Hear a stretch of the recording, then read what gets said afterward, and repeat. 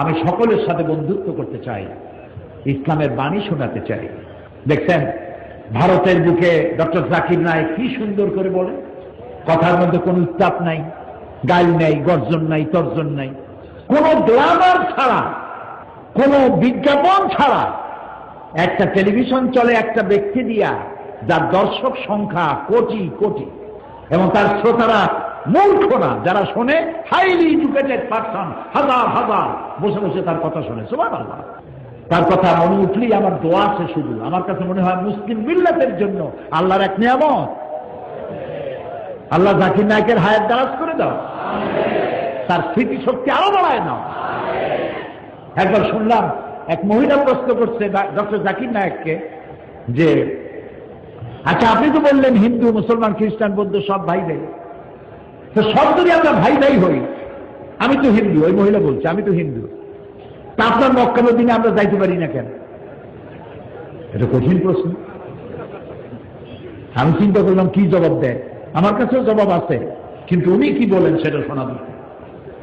উনি জবাব দিলেন, বোন আপনার বাড়ি কই? কই তো ইন্ডিয়া। জন্মস্থান কোথায়? এখানে। আমার জন্মস্থানও এখানে।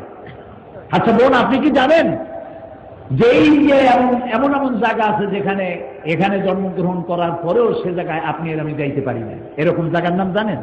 কোন এরকম জায়গা থাকবে কেন? আমি ইন্ডিয়া জন্মগ্রহণ করছি, সব জায়গায় যাইতে পারি।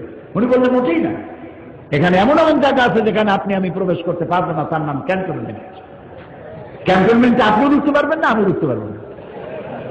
ক্যান্টনমেন্টে ঢুকবে যারা নিরাপত্তার দায়িত্বে, দেশ রক্ষার দায়িত্বে যারা আছে, যে কোনো মুহূর্তে নাক দিয়ে পড়ে জান দেওয়ার জন্য, রক্ত দেওয়ার জন্য, জীবন দেওয়ার জন্য ঝাঁপায় পড়বে, সেসব সেনাবাহিনীর জন্যই ক্যান্টনমেন্ট তৈরি করা হবে। ওখানে আপনি আর আমি যাইতে পারবো না। ইসলামের একটা ক্যান্টনমেন্ট আছে, সেটার নাম মক্কা আর মদিনা। ওইখানে ওই সব লোকেরাই যেতে পারে যারা আল্লাহর জন্য দাম দিতে পারে, মাল দিতে পারে, রক্ত দিতে পারে। প্রিয় বোন, আপনিও যেতে পারবেন।